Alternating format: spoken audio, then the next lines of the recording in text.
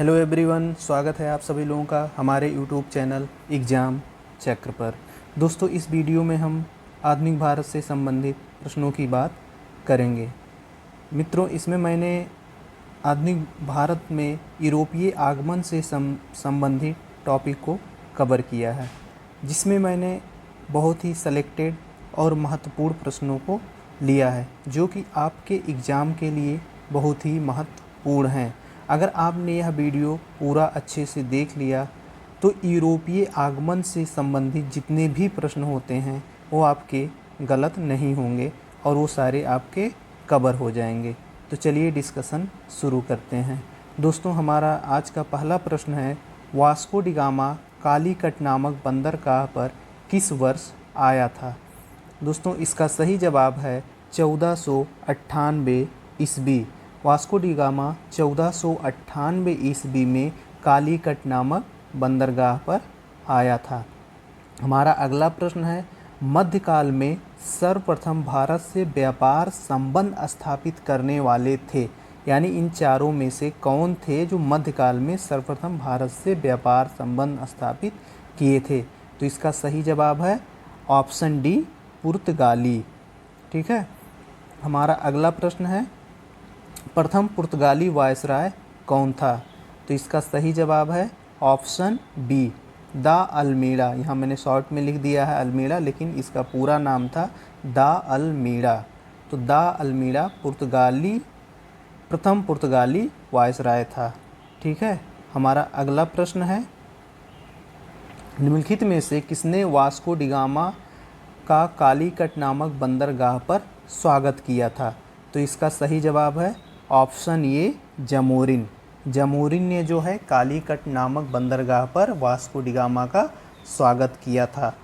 Vasco D gamma कौन था? Vasco D gamma जो है पुर्तगाली नाविक था। इसने जो है भारत के समुद्री मार्ग की खोज की थी। अच्छा बताइए, कोलंबस ने कहाँ की खोज की थी? तो कोलंबस ने जो है अमेरिका की खोज की थी। दरअसल वो भारत की खोज पर निकला था, लेकिन रास्ता भटक कर अमेरिका चला गया था। ठीक है। हमारा अगला प्रश्न है, पुर्तगालियों ने अपना पहला दुर्ग कहाँ स्थापित किया था? तो इसका सही जवाब है ऑप्शन डी, कोचीन। कोचीन में पुर्तगालियों ने अपना पहला दुर्ग स्थापित किया था। हमारा अगला प्रश्न है, निम्न में से सबसे पहले भारत सामुद्रिक व्यापार किसने स्थापित किया था? सामुद्रिक व्यापार किसने स्थापित किया था? तो इसका सही जवाब है ऑप्शन सी, पुर्तगाली। पुर्तगालियों ने सबसे पहले भारत के साथ सामुद्रिक व्यापार स्थापित किया था। हमारा अगला प्रश्न है, कलकत्ता किसने बसाया था? ऑप्शन ए, जॉब चारनाक ने। तो कलकत्ता किसने बसाया था? जॉब चारनाक ने। फ्रेंड्स, ये बहुत ही इम्पोर्टेंट प्रश्न है। इस तरह के प्रश्न पूछे जाते हैं एग्ज़ाम में कि कलकत्ता किसने बसाया था, आगरा किसने बसाया था, दिल्ली किसने बसाया था। तो इसे आप याद रखना। हमारा अगला प्रश्न है, निम्नलिखित ब्रिटिश कंपनियों में से किसे भारत में व्यापार करने का पहला अधिकार पत्र प्राप्त हुआ? दोस्तों, यह बहुत इम्पॉर्टेंट प्रश्न है, क्योंकि इसमें अक्सर लोग गलती कर जाते हैं। ज़्यादातर लोग इसे ईस्ट इंडिया कंपनी सही मानेंगे, लेकिन इसका सही जवाब है ऑप्शन बी, लीवेंट कंपनी। जी हाँ दोस्तों, भारत में जो है व्यापार करने के लिए जो है सबसे पहला अधिकार मिला था, वो ब्रिटिश कंपनी थी, लीवेंट कंपनी। तो ये कहेंगे कि ईस्ट इंडिया कंपनी क्या थी? ईस्ट इंडिया को जो है समुद्री रास्ते से व्यापार करने के लिए पहला अधिकार मिला था। इसे मिला था 1600 ईस्वी में और लीवेंट कंपनी को मिला था 1593 ईस्वी में। तो यहाँ आप गलती नहीं करिएगा। अगर इस तरह का ऑप्शन दिया है, लीवेंट कंपनी ऑप्शन में है, तो आप पहले उसी पे लगाइएगा। ठीक है, ये हमारा सही जवाब है। चलिए आगे चलते हैं। हमारा अगला प्रश्न है, जब ब्रिटेन में ईस्ट इंडिया कंपनी का गठन हुआ था, तब उस समय भारत का शासक कौन था? तो दोस्तों, इसका सही जवाब है अकबर। जब ब्रिटिश ईस्ट इंडिया कंपनी का निर्माण हुआ था, तो उस समय भारत में अकबर का शासन था। ठीक है, याद रखना।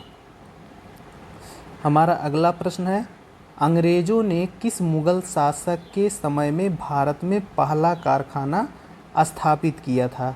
तो दोस्तों इसका सही जवाब है ऑप्शन डी, जहांगीर।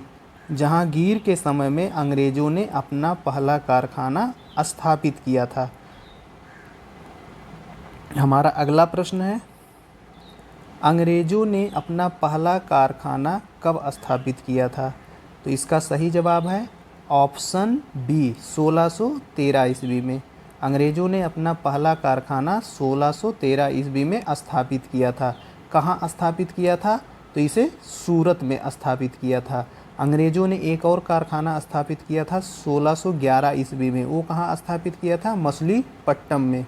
तो आखिर इसे जो है वो 1611 में स्थापित हुआ था, यह कारखाना 1613 ईस्वी में। तो इसको पहला क्यों कहते हैं? क्योंकि वो जो है परमानेंट फैक्ट्री नहीं थी, जबकि जो सूरत में स्थापित हुई थी 1613 ईस्वी में, ये परमानेंट फैक्ट्री थी, इसीलिए इसे पहला कहा जाता है। ठीक है, याद रखना। हमारा अगला प्रश्न है, ईस्ट इंडिया कंपनी के प्रारंभिक दौर में वेस्टर्न प्रेसिडेंसी कहाँ थी? तो इसका सही जवाब है ऑप्शन ए, सूरत। सूरत में इसकी जो है वेस्टर्न प्रेसिडेंसी थी। बाद में जो है उसे मुंबई कर दिया गया था। ठीक है, तो याद रखना। हमारा अगला प्रश्न है, British east India company Bombay किसने दिया था? माफ़ कीजिएगा, यहाँ पे मिसप्रिंट हो गया है, इसका होगा ब्रिटिश ईस्ट इंडिया कंपनी को यहाँ को होगा। ठीक है, याद रखना। तो ब्रिटिश ईस्ट इंडिया कंपनी को बम्बई किसने दिया था? किसने दिया था भाई? तो इसका सही जवाब है पुर्तगालियों ने। तो ये बताओ, पुर्तगालियों ने जो है मुंबई को ब्रिटिश ईस्ट इंडिया कंपनी को क्यों दे दिया?